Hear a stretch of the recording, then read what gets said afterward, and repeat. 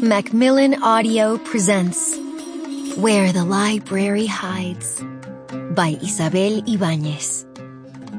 Read for you by Ana Osorio and Ahmed Hamad.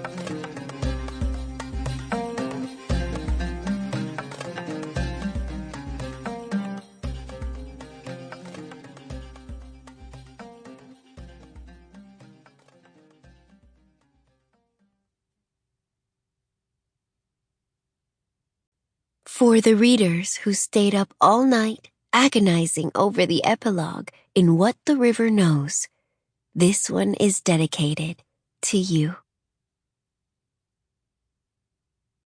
Prólogo. Marry me instead.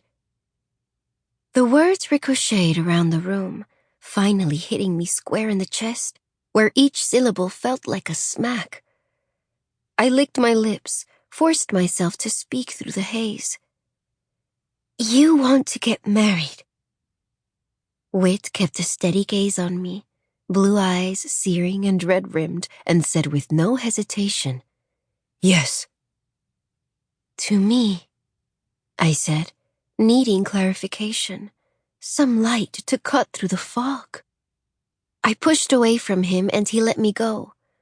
I eyed him uneasily as I rounded the bed, needing something tangible in between us. The distance cleared my head from the scent of whiskey curling around him, smoky and rich. Again, his reply came sure and quick. Yes. Married, I repeated, because clarification was still in order. He had been drinking, and by the look of it, not one tidy glass. In a church. If need be. It'd have to be, I said. The idea sounded normal and sane, unlike our conversation.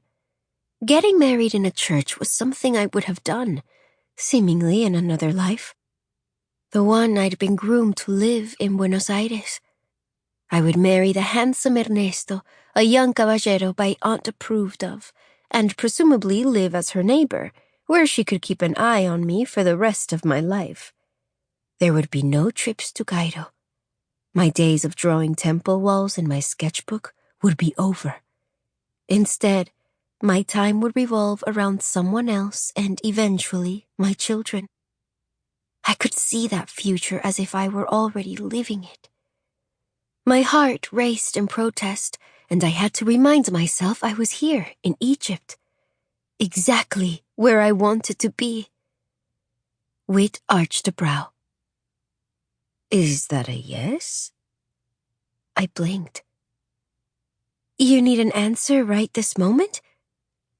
Wit swept his arm across my luxurious hotel bed, currently covered in skirts with ruffled hems and jackets with brass buttons.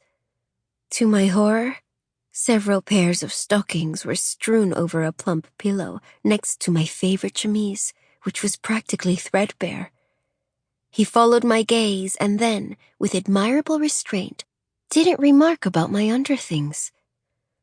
I don't necessarily need one right now, but I'd prefer one, yes, Wit drawled. For a little thing like my peace of mind.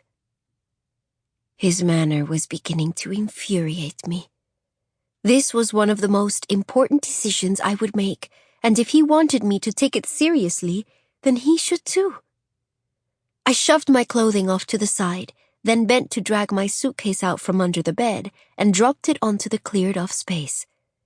Without ceremony or care for wrinkles, I began throwing in my clothing. In went my Turkish trousers, cotton shirts, and pleated skirts. I bundled up my underthings and tossed them inside. He looked at the growing pile in my trunk with alarm. What are you doing?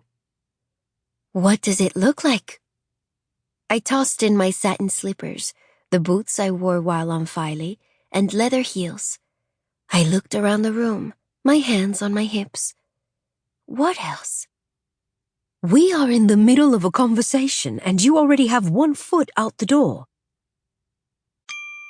Sample complete. Ready to continue?